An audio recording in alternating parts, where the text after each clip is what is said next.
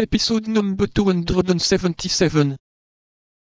But, if you don't know this woman, how do you know her name?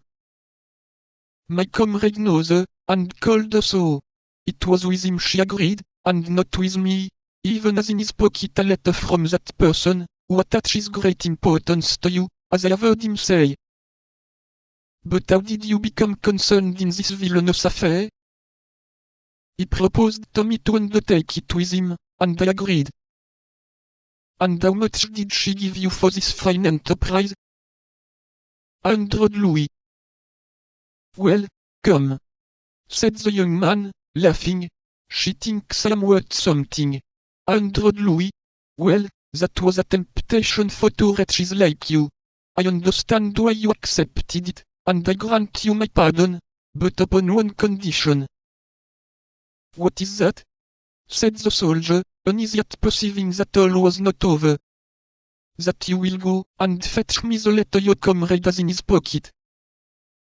But, cried the bandit, that is only another way of killing me. How can I go and fetch that letter under the fire of the bastion? You must nevertheless make up your mind to go and get it, or I swear you shall die by my hand. Pardon, monsieur, pity. In the name of that young lady you love, and whom you perhaps believe dead, but who is not, cried the bandit, throwing himself upon his knees, and leaning upon his hand, for he began to lose his strength with his blood. And how do you know there is a young woman whom I love, and that I believed that woman dead? Asked D'Artagnan. By that letter, which my comrade has in his pocket. You see, then, said D'Artagnan, that I must have that letter.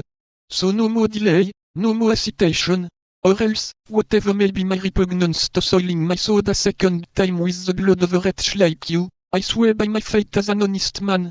And at these words D'Artagnan made so fierce a gesture that the wounded man sprang up. Stop, stop, cried he, regaining strength by force of terror. I will go, I will go. D'Artagnan took the soldier's arquebus, made him go on before him, and urged him toward his companion by pricking him behind with his sword.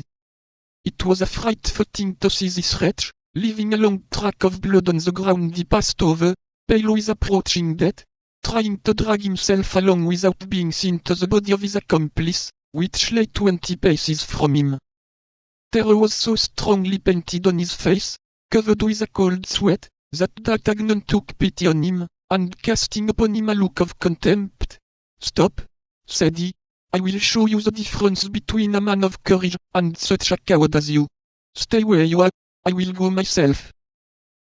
And with a light step, an eye on the watch, observing the movements of the enemy, and taking advantage of the accidents of the ground, D'Artagnan succeeded in reaching the second soldier.